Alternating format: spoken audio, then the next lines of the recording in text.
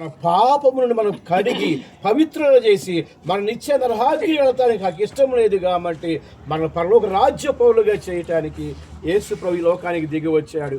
అంతేగాని యేసు ప్రభు వారు వచ్చారండి అయిపోయి పుట్టాము అయిపోయింది అదేం కాదు. కానీ ప్రతి ఒక్కరు తెలుసుకోవాలి, గ్రహించుకోవాలి.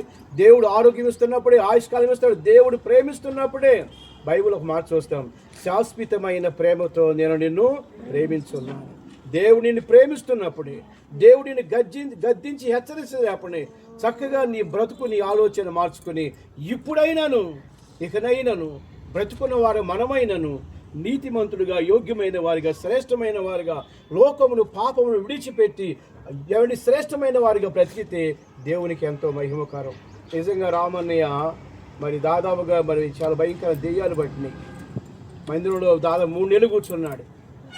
3 నెలలు కూర్చొని బాగా ప్రార్థన చేశాడండి. కన్నీరు ముందు గెలిచాడు, సమాధాన పడ్డాడు, తన భార్యను క్షమాపణ అడిగాడు, కొడుకులకు క్షమాపణ అడిగాడు. జాగా చిన్నపిల్లలకు బాగా తగ్గించుకున్నాడు, మంచి ప్రార్థన చేసుకున్నాడు. నేను పక్క నుండి ప్రార్థన చేశాను, ఇలా ఒప్పుకోమంటే తన ప్రతి పాపమును ఒప్పుకొని పశ్చాత్తాపడి కన్నీరు ముందు గెలిచాడు. దాదాపు 3 నెలలు ప్రార్థనలో గడిపాడు. ప్రతి ఒక్కరు కూడా మరి సమయం ఉండగానే తన జీవితాన్ని, తన బ్రతుకును మార్చుకొని మనం కూడా నీతిమంతులుగా ఉండాలని దేవుడు ఎంతగానో ఆశపడుతున్నాడు. ఓకే, ప్రార్థన చేసుకుందామండి. మరి ప్రార్థన చేద్దాం. మరి అమ్మగారి ప్రార్థన చేయండి. అమ్మగారు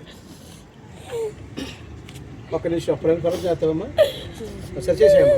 అమ్మ చేసి పరిశుద్ధుడా, ప్రేమ కలిగిన ఘనమైన నామమునకై వందనాలు.